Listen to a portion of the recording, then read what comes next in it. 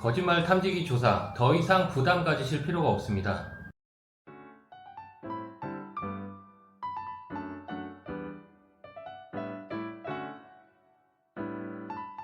안녕하세요. 형사전문 변호사 안성열입니다. 강간이나 아동 성범죄 등에서 피의자가 혐의를 부인할 때 경찰 수사 단계에서 거짓말 탐지기 조사를 권유받는 경우가 많죠. 조사를 거부하면 뭔가 경찰이 나를 더 의심하고 수사에서 안 좋은 결과가 나올 거라는 생각이 들면서 상당히 스트레스를 받으시는 분들이 많습니다. 오늘은 거짓말 탐지기 조사 요청을 받았을 때 어떻게 대응해야 하는지, 그리고 거짓말 탐지기 조사 결과가 거짓으로 나왔을 때 재판에서 유죄가 인정될 가능성이 높은지, 끝으로 경찰에서 거짓말 탐지기 조사를 받지 않고 사설기관에서 거짓말 탐지기 조사를 받아서 조사 결과를 재판부에 증거로 제출하는 경우 여러분의 억울함을 밝힐 증거로 채택될 수 있는지에 대해서 실무 경험을 바탕으로 설명을 해드릴까 합니다. 우선 경찰이 거짓말 탐지기 조사를 하자고 하는데 무섭습니다. 거부해도 될까요? 이런 질문을 하시는 분들이 상당히 많습니다. 당연히 조사 여부는 선택사항이기 때문에 받고 싶지 않으시면 조사를 거부하셔도 전혀 상관이 없습니다. 특히 멘탈이 약한 편이고 중요한 일을 앞두고 긴장을 많이 하는 성격을 가지신 분이 거짓말 탐지기 조사를 받았는데 안 좋은 결과가 나왔다면 조사를 거부한 것보다 못한 결과가 나오게 됩니다. 나는 진짜 떳떳하고 거짓말 탐지기 조사에 응해서 억울함을 하루라도 빨리 밝히겠다, 이런 생각이 드시는 분만 조사에 응하실 것을 추천합니다. 다음으로 당당히 거짓말 탐지기 조사에 응했는데 조사 결과가 거짓으로 나왔다면 재판에서 유죄가 인정될 가능성이 높은가요? 이런 질문도 많이 하세요.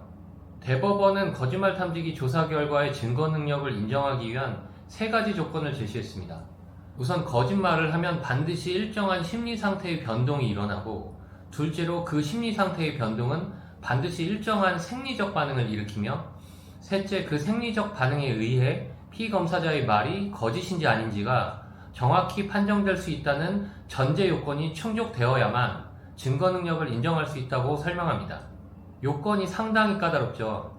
결국 실무상 거짓말 탐지기 조사 결과의 재판에서의 증거 능력은 사실상 인정되지 않는다, 이렇게 보시는 것이 맞습니다. 물론 경찰 단계에서는 조금 다릅니다. 경찰이 만약에 당신의 혐의에 대해서 50% 이상의 증거를 확보하고 있는 상태에서 거짓말 탐지기 조사 결과가 거짓으로 나온 경우에는 조금 얘기가 달라지죠. 이 경우에 경찰은 혐의가 인정되는 것으로 결론을 내리고 검사에게 사건을 송치할 가능성이 상당히 높습니다. 또 경찰이 여러분의 혐의를 인정할 증거를 50% 이상 확보하고 있는 상태에서 거짓말 탐지기 조사를 거부한 경우에도 혐의가 있다는 결론을 내리고 검찰이 사건을 송치할 가능성이 많습니다. 그러나 앞서 말씀드린 대로 형사재판에서 거짓말 탐지기 조사 결과를 이유로 유죄가 선고될 가능성은 극히 낮습니다. 끝으로 그럼 경찰이 아니라 사설기관에서 받은 거짓말 탐지기 조사 결과를 받고 진실이라는 결과가 나왔어요. 그런데 이를 재판부에 제출하면 유무죄 판단에 고려가 될까요? 이런 질문을 상당히 많이 하십니다. 인터넷 검색을 해보시면 대검찰청이나 경찰에서 거짓말 탐지기 조사 업무를 수십 년씩 하시다가 공직에서 은퇴하셔서 사설기관을 설립하고 거짓말 탐지기 조사를 해주시는 분들이 상당히 많습니다.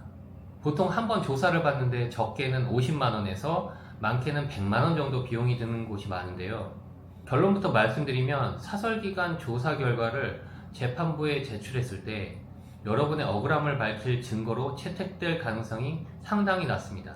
실무상 대부분 재판부가 증거 신청을 기각하는데요. 왜냐하면 사설기관의 경우 질문이나 조사 결과를 조작할 가능성이 상당히 높다고 보기 때문이에요. 사설기관의 경우에 첫 조사에서 만약에 거짓이 나왔어요. 그러면 진실이 나올 때까지 수차례 조사를 실시할 수가 있어요. 질문지도 피의자에게 미리 주어진 상태라 편안하게 조사를 받을 수 있어서 사실상 진실로 조사 결과가 나오게 할 수 있다는 겁니다. 그럼에도 판결문들을 유심히 살펴보면 재판부가 사설 거짓말 탐지기 조사 결과를 증거로 채택하고 피고인에게 유리한 방향으로 해석하는 경우도 있는데요.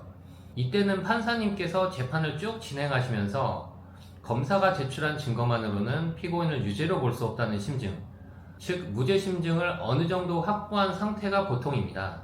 재판부가 보기에 피고인이 억울한데 거짓말 탐지기 조사 결과가 진실로 나왔다면 당연히 무죄 선고의 참고 자료로 활용될 수가 있겠죠. 이번 영상을 요약해서 말씀드리자면 수사 단계에서 거짓말 탐지기 조사는 거부해도 상관없다. 조사에 응해서 거짓이 나왔더라도 재판에서 피고인의 유죄의 증거로 활용되는 것은 거의 불가능하다. 경찰이나 검찰이 아닌 사설기관에서 받은 거짓말 탐지기 조사 결과는 재판부에서 증거 채택이 거의 되지 않는다. 하지만 재판부가 무죄 심증을 가지고 있을 경우 조사 결과가 간혹 무죄 선고의 참고 자료로 활용되는 경우도 있다. 이 정도로 정리가 될 수 있겠습니다. 이번 영상이 도움이 되셨다면 구독, 좋아요 꼭 부탁드리겠습니다. 저는 더 좋은 영상으로 다시 찾아뵙겠습니다. 감사합니다.